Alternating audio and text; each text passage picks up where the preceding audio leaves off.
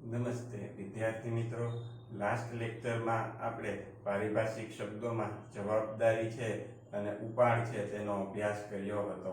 આજે આપણે નવા પારિભાષિક શબ્દો છે તેમાં મિલકત અને તેના જુદા જુદા જે પ્રકાર છે તેનો અભ્યાસ કરવાનો છે.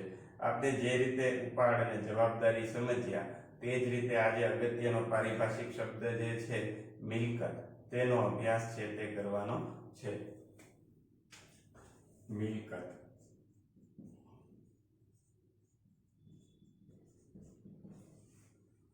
મિલકત શબ્દ છે પારિભાષિક શબ્દ, તે ધંધા માટે ખૂબ જ અગત્યનો છે અને આ શબ્દ છે તેનો ઉપયોગ પણ ખૂબ જ છે. તેથી આ શબ્દ અને તેના જુદા જુદા પ્રકારો છે તે આપણી માટે સમજવા ખૂબ જ જરૂરી છે. દાખલાની અંદર આ છે શબ્દ, તેનો ઉપયોગ વારંવાર આવે છે અને દાખલામાં તેની સમજ પૂરતી હોય તો જ આપણને સરળતાથી દાખલા ગણવામાં મુશ્કેલી ન પડે અને સરળતાથી દાખલા આપણે છે તે ગણી શકીએ છીએ.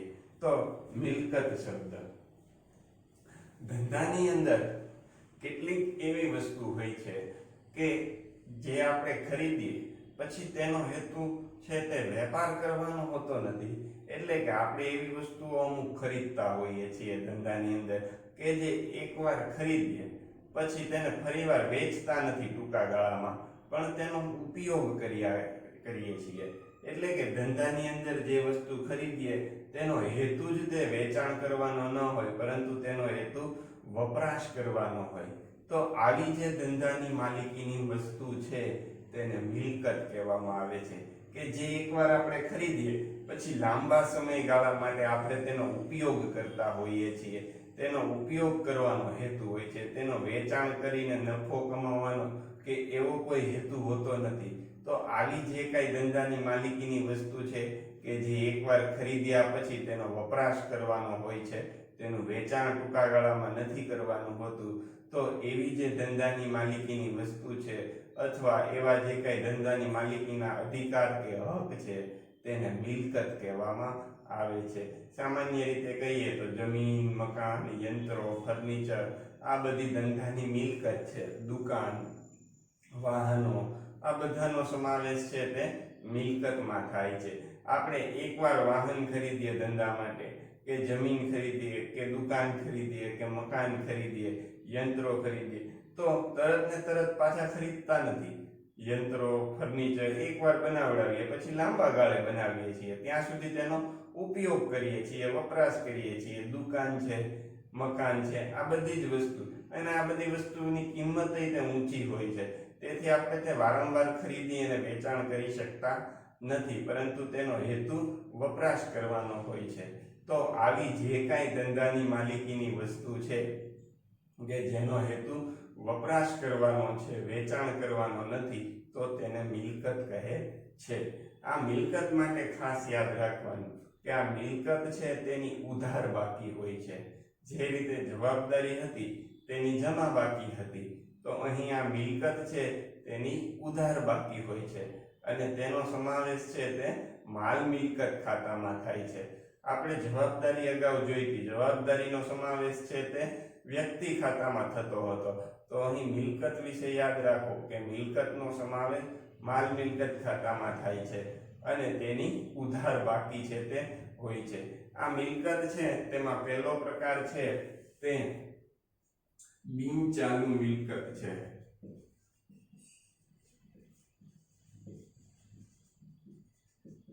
મિલકતનો પહેલો પ્રકાર છે તે બિનચાલુ મિલકત છે.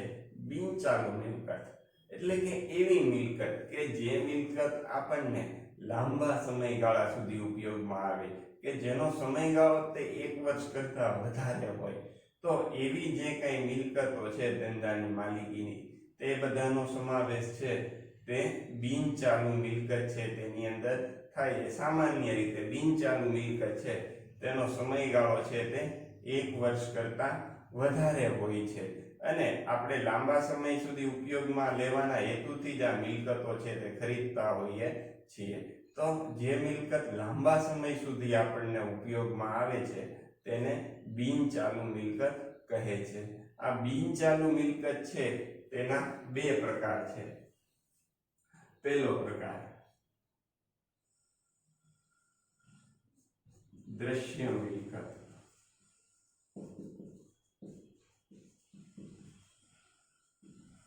બિનચાલુ મિલકત છે તેના બે પ્રકાર છે. એમાંનો પહેલો પ્રકાર છે તે દ્રશ્ય મિલકત.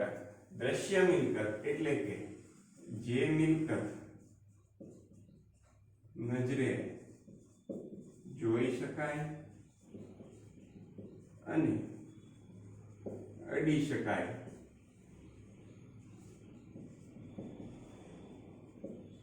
તેને દ્રશ્ય મિલકત કહે છે.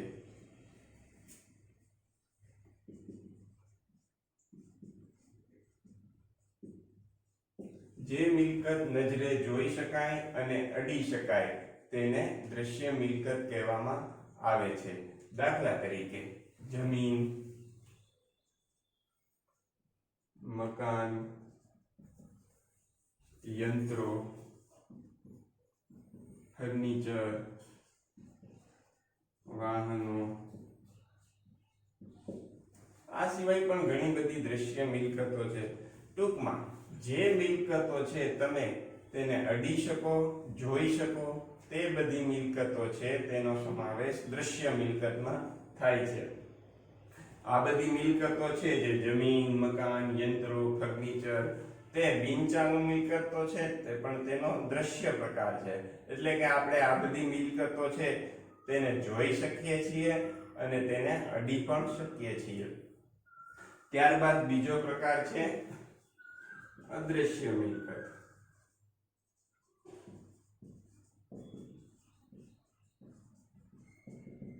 જે મિલકતને નજરે જોઈ કે અડી ન શકાય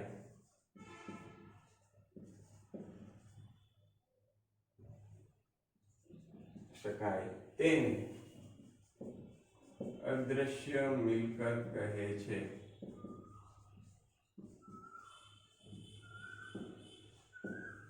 જે મિલકતને નજરે જોઈ કે અડી ન શકાય તેને અદ્રશ્ય મિલકત કહે છે. તો ધંધામાં એવી કેટલી બધી મિલકતો હોય છે કે જેને આપણે જોઈ કે અડી શકતા નથી પરંતુ સમજી શકીએ છીએ કે આ બધી વસ્તુ છે તેનું મૂલ્ય છે. તો એવી જે કાંઈ ધંધાની માલિકીની મિલકતો છે તેને અદ્રશ્ય મિલકત કહે છે. દાખલા તરીકે પાઘડી, પેટન્ટ, ટ્રેડમાર્ક, કોપીરાઇટ,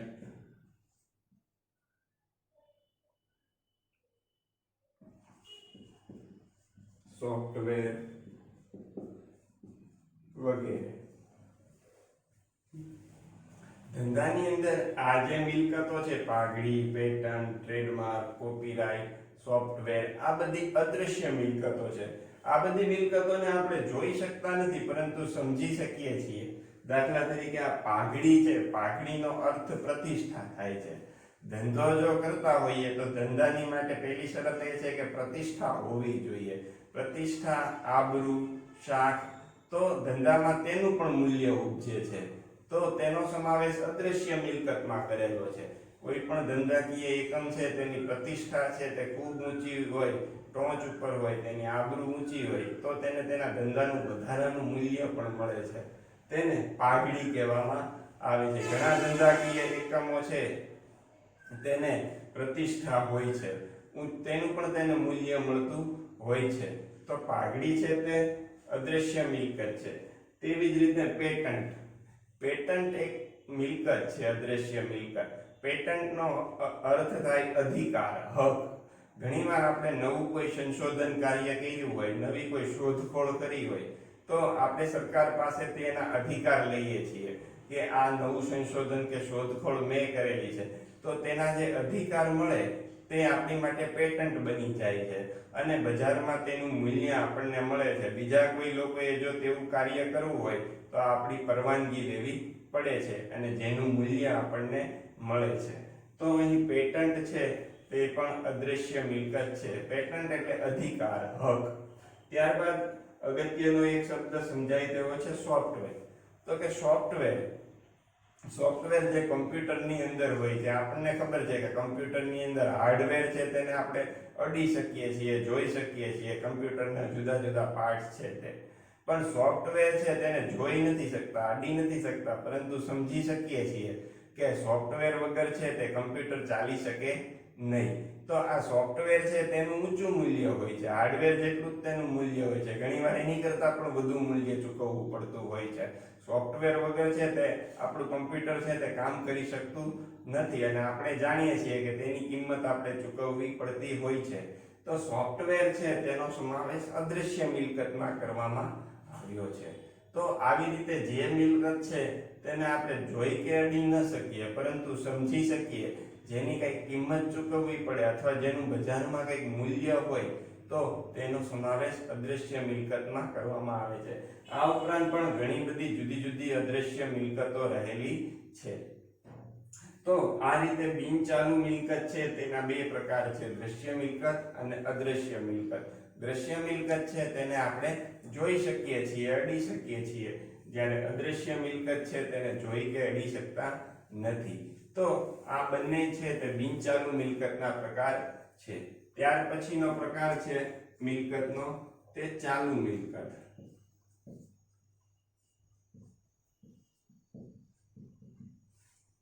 જે રીતે ધંધામાં લાંબા ગાળા માટે જે મિલકત છે તે ઉપયોગમાં આવે છે તેને આપણે કાયમી મિલકતે કહી શકીએ છીએ, બિનચાલુ મિલકતે કહી શકીએ છીએ. તો ધંધાની અંદર એવી કેટલીક મિલકતો હોય છે જે આપણને ટૂંકા ગાળા માટે ઉપયોગમાં આવે, એટલે કે જે મિલકત છે તેનો સમાવેશ છે તે ટૂંકા ગાળા માટે કરવામાં આવતો, એટલે કે આપણે તેનો ઉપયોગ 1 વર્ષ કરતા ઓછા સમયગાળા માટે કરતા હોઈએ. તો જે મિલકતનો ઉપયોગ આપણે 1 વર્ષ કરતા ઓછા સમયગાળા માટે કરીએ તેને ટૂંકા ગાળાની મિલકત અથવા ચાલુ મિલકત કહેવામાં આવે છે. તો આવી ઘણી બધી ધંધાની અંદર ટૂંકા ગાળાની અથવા ચાલુ મિલકતો છે જેનો ઉપયોગ આપણે 1 વર્ષ કરતા ઓછા સમયગાળા માટે કરીએ છીએ. દાખલા તરીકે રોકડ સિલક, બેંક સિલક, સ્ટોક, દેવાદાર, લેણી હુંડી, આ બધી ટૂંકા ગાળાની મિલકતો છે. ટૂંકમાં જે મિલકતો આપણે ઓછા સમયગાળા માટે ઉપયોગમાં લઈએ, જેનો સમયગાળો વપરાશનો 1 વર્ષ કરતા ઓછો હોય, 12 મહિના સુધીનો હોય, તેવી મિલકતોને ચાલુ મિલકતો કહે છે. ચાલુ મિલકતોને ટૂંકા ગાળાની મિલકતો પણ કહી શકાય. આ બધી મિલકતો એવી હોય છે જે ટૂંકા ગાળાની મિલકત હોય કે ચાલુ મિલકતો કે જેનું ઝડપથી રોકડમાં રૂપાંતર થઈ શકે, એટલે કે રોકડમાં રોકડા રૂપિયા છે તેની અંદર રૂપાંતર છે તે થઈ શકે. આ રોકડ સિલક છે એટલે હાથ પરના રોકડા રૂપિયા હોય તે જ તે. હાથ પરના જે રોકડા રૂપિયા છે તેના સમાવેશ ચાલુ મિલકતમાં થાય છે. ધંધાની અંદર રોજે રોજના જે કાંઈ વ્યવહારો થતા હોય, નાના નાના માણસો સાથે, મજૂરો છે તેને મજૂરી ચૂકવવાની હોય કે બીજો પરચુરણ કોઈ પણ ખર્ચ ચૂકવવાનો હોય તો તે રોકડેથી ચૂકવવો પડતો હોય છે. તો તેની માટે આ રોકડ સિલક છે તે કામ લાગે છે. બેંક સિલક, બેંક સિલક છે તે પણ એક પ્રકારની ચાલુ મિલકત છે. ચાલુ મિલકત એટલે કે બેંકમાં પડેલા રૂપિયા છે. આ બેંક સિલક છે તે જ્યારે આપણે જરૂર પડે ત્યારે બેંકમાંથી બેંકના કામકાજના સમયગાળા દરમિયાન તેને ઉપાડી શકીએ છીએ. બેંકમાંથી આપણે રૂપિયા ઉપાડીએ એટલે આ બેંક સિલક છે તેનું રૂપાંતર છે તે રોકડમાં થઈ જાય. બેંકમાં જઈ અને આપણે આપણા ખાતામાં પડેલા રૂપિયા લઈ લઈએ તો આપણને બેંક છે તે રોકડા રૂપિયા આપે છે આપણી જરૂરિયાત પ્રમાણે. તો તેનું રૂપાંતર છે તે રોકડમાં થઈ જાય છે બેંકમાં પડેલા રૂપિયા ઉપાડીએ એટલે. તો બેંક સિલક છે તે પણ ચાલુ મિલકત છે. ત્યારબાદ છે સ્ટોક. સ્ટોક એટલે માલ, કે આપણે જે વસ્તુનો વેપાર કરીએ છીએ તે, જે વસ્તુનો આપણે વેપાર કરીએ છીએ તેને સ્ટોક અથવા માલ કહીએ છીએ. જ્યાં સુધી આપણી પાસે સ્ટોક હોય ત્યાં સુધી તે ચાલુ મિલકત છે, પણ આ સ્ટોક છે તે સતત પડ્યો નથી રહેતો, તેનું સતત વેચાણ થતું હોય છે. અને જેમ જેમ તેનું વેચાણ થતું જાય તેમ તેમ આપણને રોકડા રૂપિયા મળતા જાય અને તેનું રોકડમાં રૂપાંતર થતું જાય. તો સ્ટોક છે તે પણ ચાલુ મિલકત છે. ત્યારબાદ દેવાદારો. દેવાદારોનો સમાવેશ ચાલુ મિલકતમાં કર્યો છે. દેવાદારો એટલે જેને આપણે ઉધાર વેચાણ કરતા હોઈએ તે બધા ગ્રાહકો છે એને આપણે જુદા જુદા સમયે ઉધાર વેચાણ કરતા હોઈએ છીએ. જેમ જેમ આપણે તેને વેચાણ કર્યું હોય ઉધાર, તેમ તેમ તેની પાસેથી પાછા રૂપિયા આપણને મળતા જાય છે. જેમ રૂપિયા મળતા જાય તેમ દેવાદારો છે એનું રોકડમાં રૂપાંતર થતું જાય. તો આ બધી ધંધાની ચાલુ મિલકતો છે. આ એવી ચાલુ મિલકતો છે કે જે ટૂંકા ગાળા માટે ઉપયોગમાં આવે છે અને જેનું ઝડપથી રોકડમાં રૂપાંતર થાય છે. ટૂંકમાં જે મિલકતો 1 વર્ષ કરતા ઓછા સમયગાળા માટે ઉપયોગમાં આવે, જેનું ઝડપથી રોકડમાં રૂપાંતર થાય, તે બધી ચાલુ મિલકતો કહેવાય. ચાલુ મિલકતોને ટૂંકા ગાળાની મિલકતો પણ કહેવામાં આવે છે. રોકડ શિલ્લક, બેંક શિલ્લક, સ્ટોક, દેવાદાર, લેણી હુંડી આ બધી ધંધાની ચાલુ મિલકતો છે. ત્યારબાદ ચાલુ મિલકત છે. ત્યારબાદ છે બીજો પ્રકાર પ્રવાહી મિલકતો.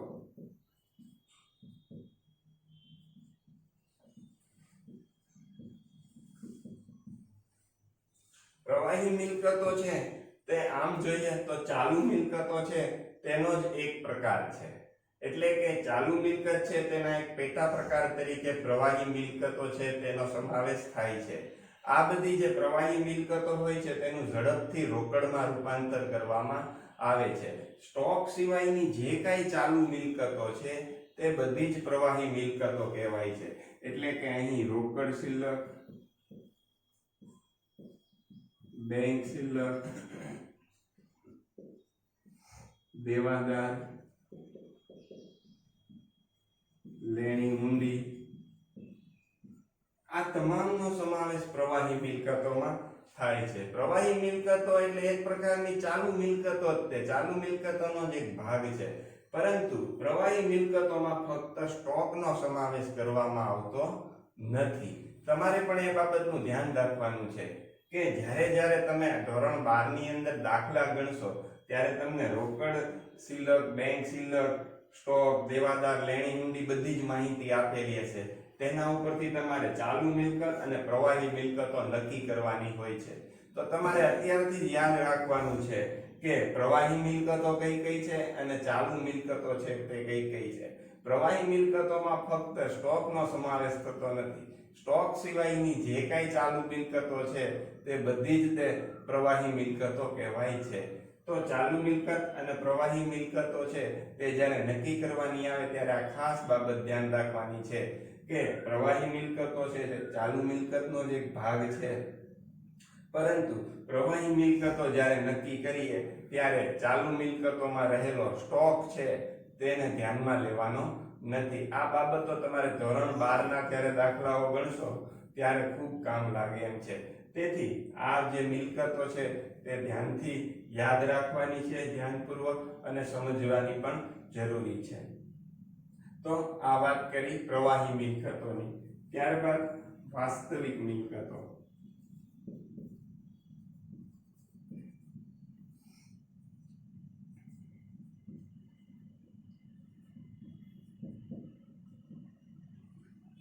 વાસ્તવિક મિલકતો શબ્દ ઉપર ધ્યાન આપીએ. વાસ્તવિક જેની માટે અંગ્રેજી શબ્દ છે રિયલ અને વધુ ગુજરાતી કરવું હોય તો ખરેખર, કે જેનું અસ્તિત્વ હોય એવી વાત કરેલી છે અહીંયા. વાસ્તવિક મિલકતમાં બીજી કોઈ નવી વાત નથી કરવામાં આવી, પરંતુ આ બધી જ જે મિલકતો છે તેના વિશે કહેવામાં આવ્યું છે. વાસ્તવિક મિલકતો એટલે એવી મિલકતો કે જેનું અસ્તિત્વ હોય, કે જે મિલકતો છે તેનું બજારમાં કોઈ નાણાકીય મૂલ્ય હોય, જે વેચતા આપણને રોકડા રૂપિયા મળે, જેનું રોકડમાં રૂપાંતર થઈ શકે, બજારમાં તેની કોઈ કિંમત ઉપજી શકે. તો એવી જે કાંઈ મિલકતો છે તેને વાસ્તવિક મિલકતો કહેવામાં આવે છે, કે જેના વેચાણ દ્વારા આપણને આવક પ્રાપ્ત થાય, જેના વેચાણથી આપણે આવક મેળવી શકીએ અથવા જેનું રોકડમાં રૂપાંતર કરી શકીએ, એવી બધી જ મિલકતોને વાસ્તવિક મિલકતો કહે છે. અહીં રહેલી બધી જ બિનચાલુ મિલકત અને ચાલુ મિલકતો, પ્રવાહી મિલકતો બધાનો સમાવેશ છે તે વાસ્તવિક મિલકતમાં થાય છે. કેમ કે જમીન, મકાન, યંત્રો, ફર્નિચર, રોકડ સિલક, બેંક સિલક, દેવાદાર, લેણી હુંડી, આ બધી જ મિલકતો છે તેનું બજારમાં મૂલ્ય હોય છે. એટલે કે આ બધી મિલકતો છે તે આપણે બજારમાં જો વેચવા જઈએ તો તેનું આપણને મૂલ્ય મળે જ છે. જમીન છે, મકાન છે, યંત્રો છે, તેને પોતાની કિંમત હોય છે અને તે આપણે બજારમાં વેચીએ તો વેચતા આપણને રોકડા રૂપિયા પણ મળે છે.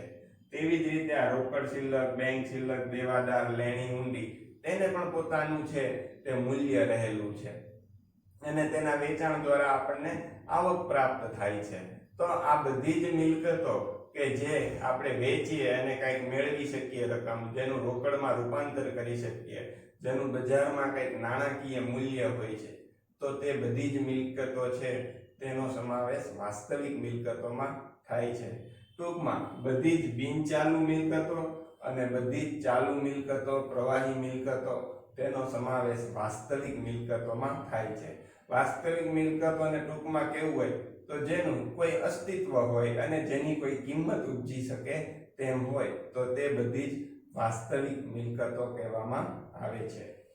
ત્યારબાદ છે તે અવાસ્તવિક મિલકતો.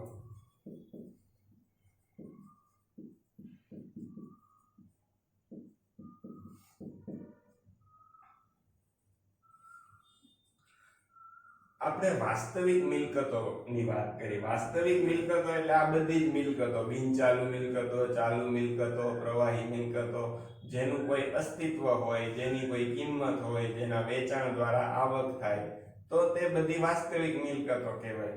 પણ અવાસ્તવિક મિલકતો એટલે એવી મિલકતો કે જે ખરેખર કોઈ મિલકત નથી, જેના વેચાણથી આપણને કોઈ રૂપિયા મળતા નથી, કે જેનું રોકડમાં રૂપાંતર પણ થઈ શકતું નથી, પરંતુ ધંધામાં તેને અવાસ્તવિક મિલકત તરીકે દર્શાવવામાં આવે છે.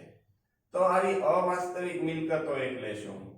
તો આપણે તેની વાત કરીએ અવાસ્તવિક મિલકતોની, કે આપણે શરૂઆતમાં જોયા હતા બે શબ્દ, આવક અને ખર્ચ. કે આવક એટલે કે આપણને રૂપિયા મળે તે, અને ખર્ચ એટલે આપણી પાસેથી રૂપિયા જાય તે, ચૂકવણી કંઈક કહીએ. તો ધંધાની અંદર આ આવક અને ખર્ચની પ્રવૃત્તિ છે તે સતત થતી હોય છે. તે પૈકી ખર્ચના સંદર્ભે આ અવાસ્તવિક મિલકતો છે તેને સમજવાની છે. કે ધંધાની અંદર કેટલાક ખર્ચા એવા હોય છે કે તે ખર્ચા એકવાર કર્યા પછી આપણને તેનો લાભ લાંબા સમય સુધી મળે છે, અને આ ખર્ચા એકવાર કરો તો તેની રકમ છે તે ખૂબ મોટી હોય છે. એટલે કે આપણે જે ખર્ચ કરીએ તેનો લાભ આપણને લાંબા સમય સુધી મળે, પણ આપણે જે કરેલો ખર્ચ હોય તેની રકમ છે તે ખૂબ મોટી હોય છે. તેથી આપણે જે ખર્ચ કર્યો હોય છે તેને ખર્ચ તરીકે નથી દર્શાવતા, પરંતુ મિલકત તરીકે દર્શાવીએ છીએ. કારણ તો કે આપણને આવા ખર્ચ છે એનો લાભ છે તે લાંબા સમય સુધી મળે છે. એકવાર ખર્ચ કરવાથી આપણને લાંબા સમય સુધી ખર્ચનો લાભ મળે, તેથી આપણે તેને ખર્ચ તરીકે દર્શાવવાને બદલે મિલકત તરીકે દર્શાવીએ છીએ. એટલે કે જે વસ્તુ વાસ્તવમાં ખર્ચ છે છતાં તેને મિલકત તરીકે દર્શાવવામાં આવે, તો એવા જે કાંઈ ખર્ચા છે જેને આપણે મિલકત તરીકે દર્શાવીએ છીએ તેને અવાસ્તવિક મિલકત કહે છે. દાખલા તરીકે જાહેરાત ઝુંબેશ ખર્ચ. જાહેરાત ઝુંબેશ ખર્ચ. અહીં જાહેરાત ઝુંબેશ ખર્ચ શબ્દ છે એટલે કે એવી જાહેરાત, સામાન્ય જાહેરાત નહીં. કે આપણે સામાન્ય જાહેરાત તો દર વર્ષે ધંધામાં કરતા જોઈએ અને તેને ખર્ચ તરીકે દર્શાવતા જોઈએ, પરંતુ આ એવી જાહેરાત છે કે તે મોટા પાયે કરવામાં આવે, 4-5 લાખની, 10 લાખની એવી રીતે જાહેરાત કરવામાં આવે. તેથી ધંધાકીય એકમો જો આવી રીતે 10 લાખની કે એવી જાહેરાત કરે તો સીધે સીધી એને ખર્ચ તરીકે ન બતાવી દે. કારણ તો કે જે 10 લાખની જાહેરાત કરી હોય તેની લોકોના મગજ ઉપર ખૂબ અસર રહેલી હોય છે. લોકોને ધંધાની જાણકારી મળે છે કે આ ધંધો છે તે આ સ્થળ ઉપર છે, આ વસ્તુનું વેચાણ થાય છે, આવી ગુણવત્તાવાળી વસ્તુનું વેચાણ કરે છે. તેથી તેણે જે જાહેરાત મોટા પાયે 10 લાખની કરેલી હોય છે તેનો લાભ છે તે તેને લાંબા સમય સુધી મળે છે.